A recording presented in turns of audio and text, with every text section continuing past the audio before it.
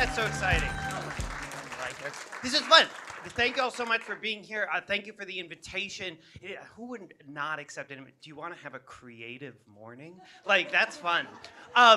So I'm going to get into all this. It's a little bit up here, but my background's in improv, and I don't know how to give a talk or do anything without having people like do a little bit of this.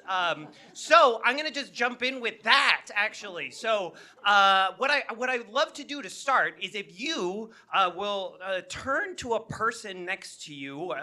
It could be that person that you just said hello to. Everybody needs a partner, though. If you're in a strange format, you could have 3 people, but quickly find a partner. Everybody have a partner? That's good. This is the most complicated part of the talk.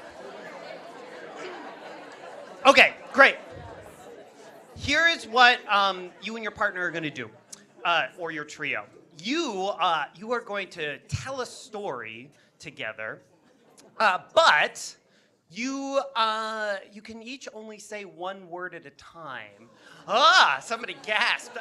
So you're going to go back and forth with each other, and you're going to sort of do like a once upon a time there was, and you're going to go and you're going to build this story together. I'm going to give you just like a couple of minutes to do this, a couple of like tips on this. I do think that it helps to start with once upon a time, because then you kind of get into a rhythm with the other person.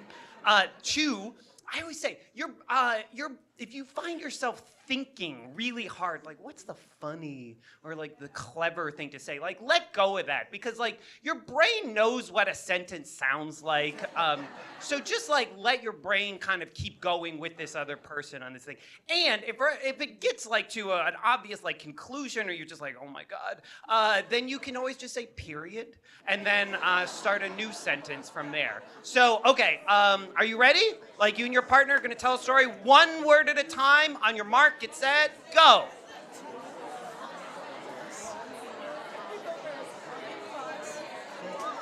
Okay, good job. Yay! Give yourselves a round of applause. That's great. Good job.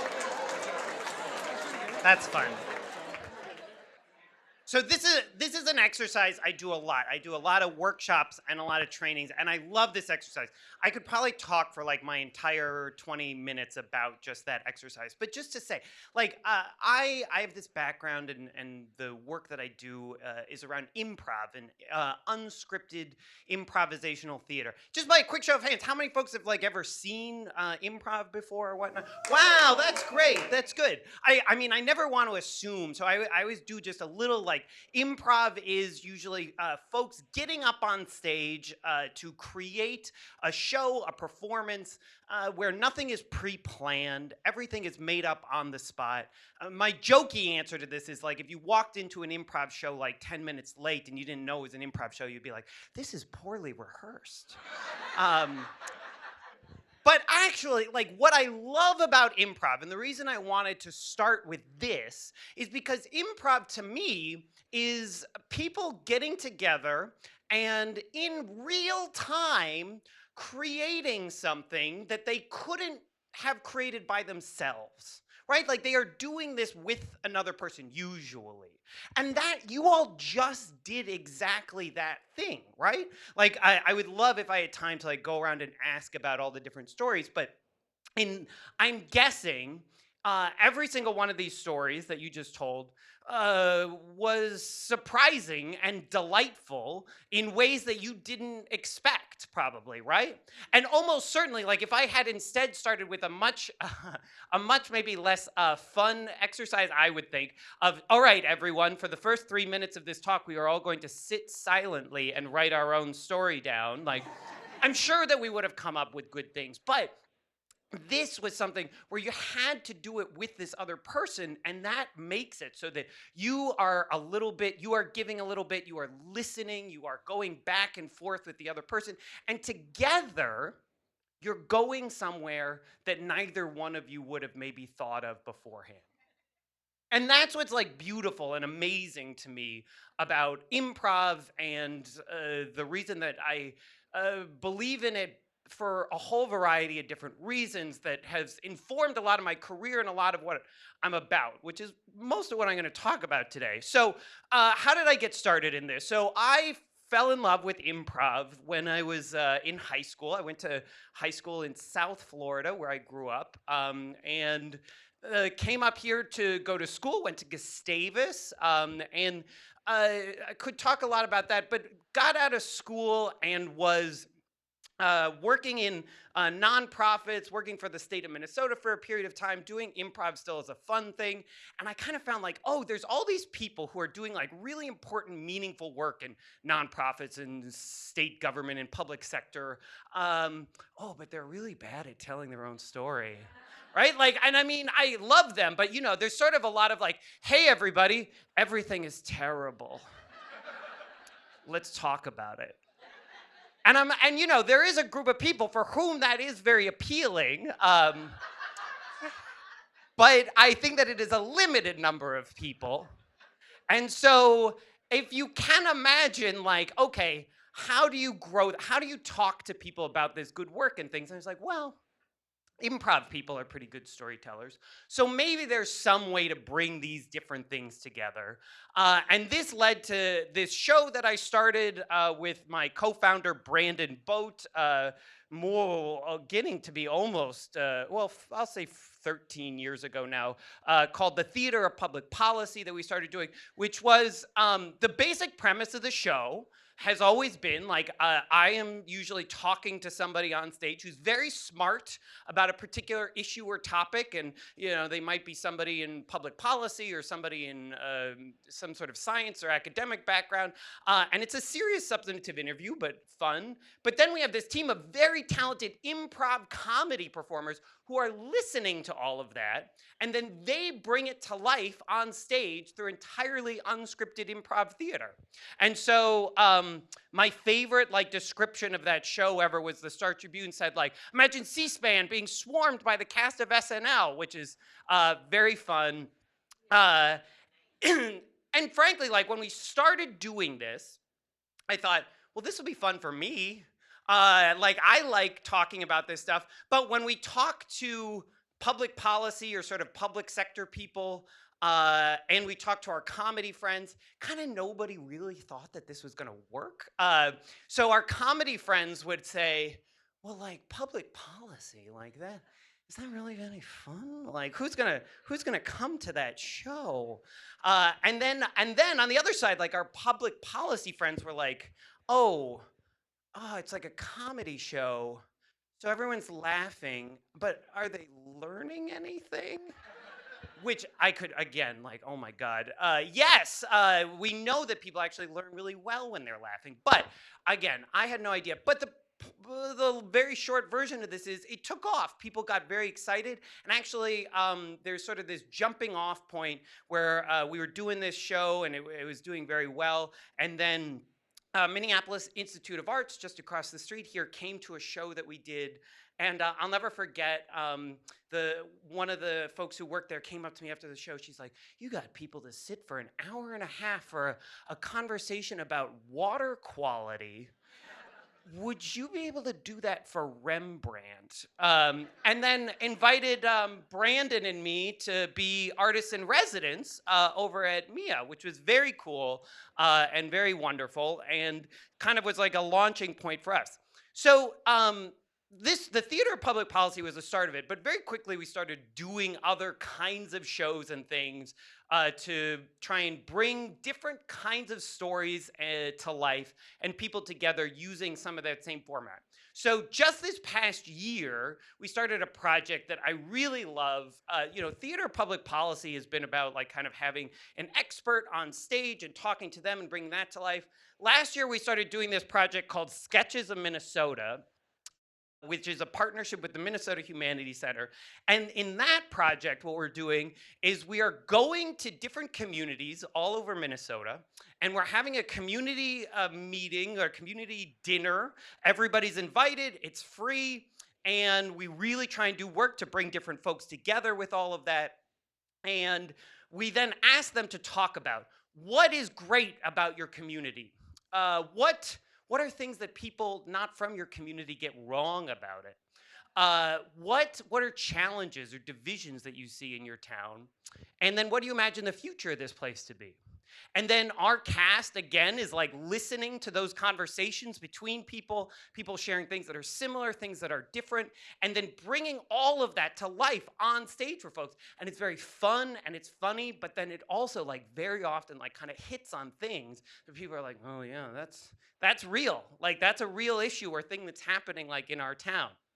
So we do a lot of performance work, but then a lot of sort of like what we're doing, and particularly I'm doing with the next part I'm going to talk about, is teaching improv, and teaching improv, frankly, to folks who probably are never going to get up on stage and like do a show. Because just as we did here, I really believe that it is valuable skills for how we interact with each other. And so I'm doing this in a couple ways. I think that I'm going to start with sort of this one that's still like it blows my mind. So I started last year in this role as artist in residence at Mayo Clinic at the Dolores Jean Lavin Center for Humanities and Medicine at Mayo Clinic, which again, probably folks already have a positive impression of Mayo Clinic. I am so humbled and amazed that they have this center for humanities and medicine. They really believe in that. And then last year they wanted to create an artist in residence role for the Rochester campus and asked me to serve in that.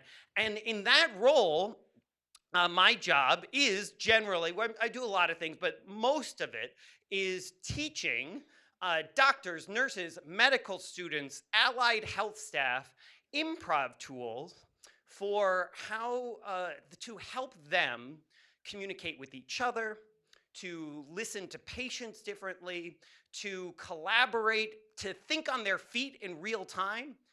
These are actually a couple of photos from something I just did either I think just end of last month. And what we did is these were all surgical residents, and I did a workshop with them in the morning, and then after that they went into the simulation center, which is something that the Mayo Clinic has, which is again a whole story probably, where they can create any kind of medical scenario that you want, like in a whole kind of like fake ER room. But they purposely designed scenarios for them that would have something unexpected happen. And then we were kind of trying to see, would having done this improv training beforehand help them work better as a team when that unexpected thing happens, and be able to sort of like communicate, navigate, and deal with the uncertainty in real time.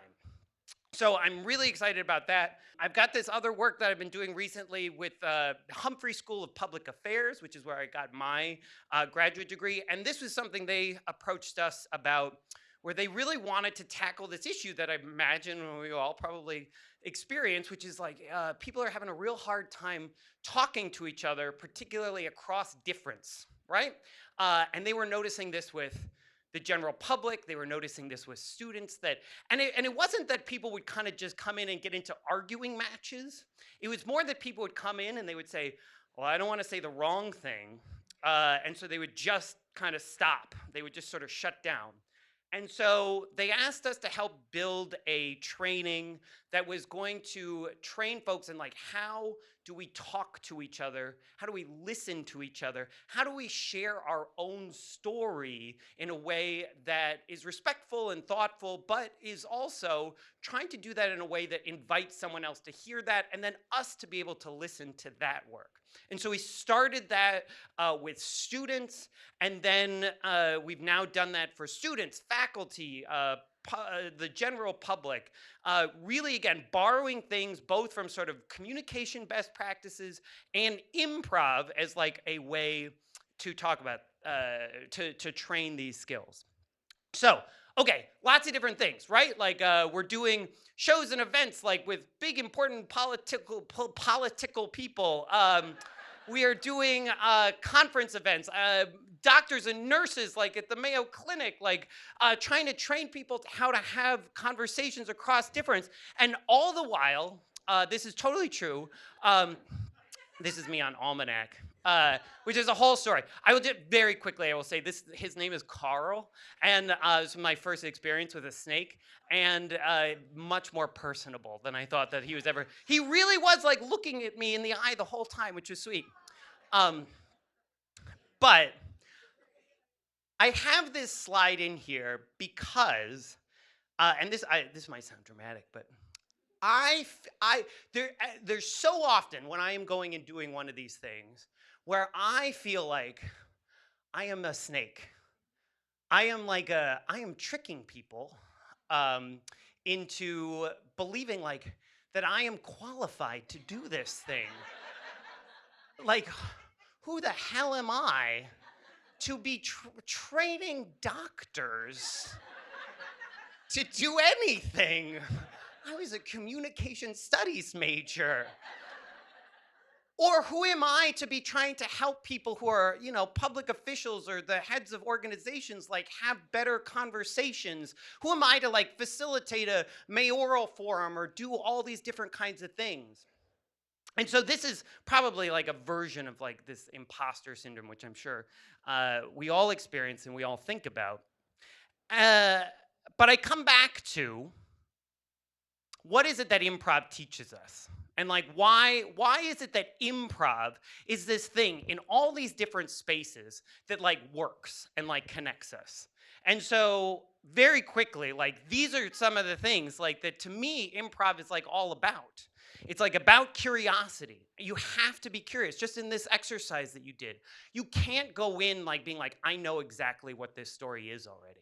You have to be able to listen and be open to this going in a different direction. And that's the second one. You have to be open to listening and connection with another person. You have to be capable and ready to like tell a story. And your voice, like you sharing something, is really integral to that being possible. And then this last one is the one that I've really kind of gotten passionate about lately, is that, again, in improv, we're getting up on stage. We have nothing like beforehand. And so you learn very quickly, you've got everything that you need in you to do this. You don't need any special skills. You don't need an advanced degree. You don't need tools. You have it in you to do this. And so the results of like a lot of what we end up doing with Danger Boat are, to me, like resonant of this. So, this photo at the top, this is just like an audience at a theater of public policy show. And I love this photo because look at these people like leaning in and listening and sincerely curious and interested in what they are going to hear. This is a photo, and I've written about this, but we had then Congressman Tim Walz and Congressman Tom Emmer on the show together. They obviously like disagreed a lot, but like, how can you look at this photo and not see like a human connection between like these two? If those two people can like laugh together next to each other, like any of us can find ways to like laugh and be together with each other.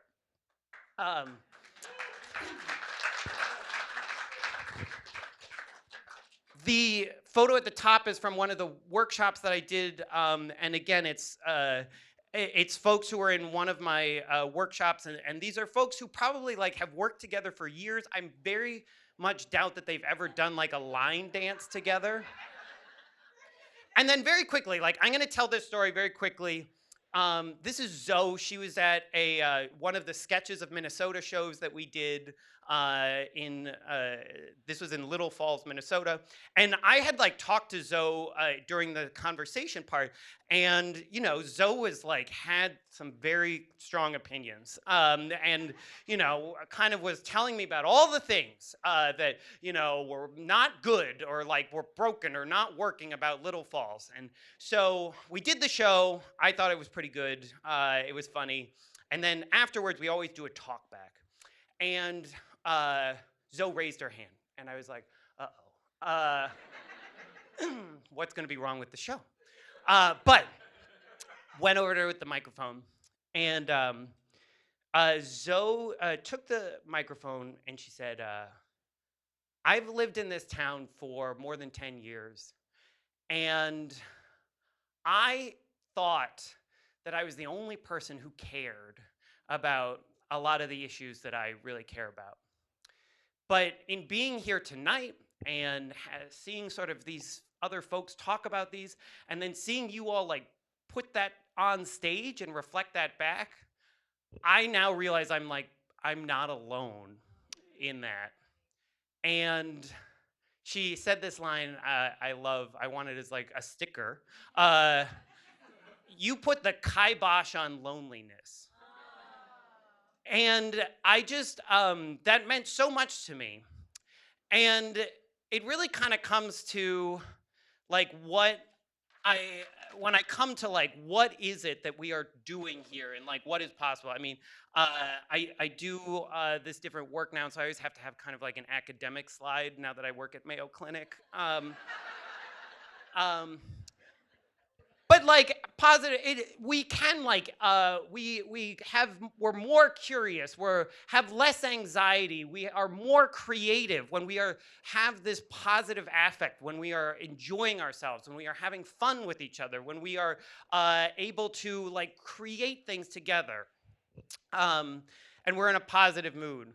But like the piece that I kind of wanted to like, that's a very like academic high level thing. And at the end of the day, the more I kind of think about it and distill like what is it that we do, I really believe like improv is teaching you human.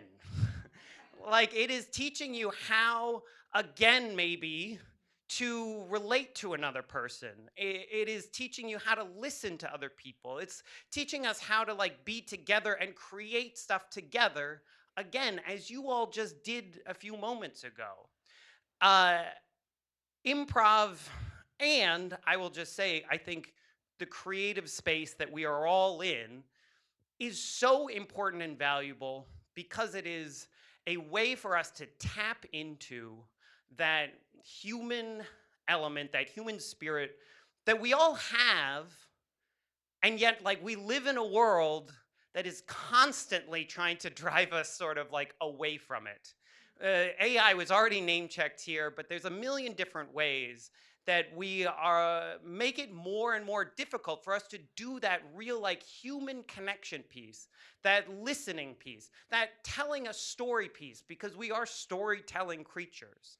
And so if I think about like what is it that makes what we do legitimate or good or valuable, why is it that people have wanted to work with us at our organization Danger Boat all these years?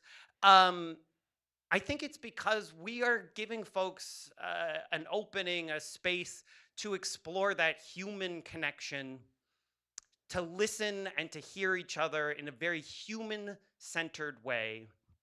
And improv is the way that I think about that and I do that. But in thinking about this room and the people who are here, I believe that's what all of us in this creative space like have to offer. And I think that it is so important and so valuable. And it is not a throwaway and it is not an extra. It is central and fundamental to like who we are and what we do and how we exist together in this world. And so, yes, pause for applause. That's great. So, uh, I really want. I end almost all my workshops. You know, I spend oftentimes 90 minutes or 2 hours like teaching folks these improv things. We do a show. We do a lot of work where we like go to a conference or something, and then we do a performance at the end of the conference. I will tell you, it is not hard usually to be the most fun thing at a conference. It's great work. But at the end of it, I always tell people, like, you know, I would love it if you kept up with the improv stuff, either with us or with somebody else. But whatever it is, whatever your thing is, find that creative thing for you, because it is so important for you and how you kind of navigate and explore the world. It is so important for how you relate to and connect with other people. And again, it is so important for this like community that we are all a part of and for this world that we are all a part of. So find your creative thing, lean into it. For the sake of the improv name check, say yes and to that creative thing for you. So with that, I will say thank you all so much. I'm so appreciative. And now I think I open it for questions. Hooray. Okay, I've never, we have a second microphone.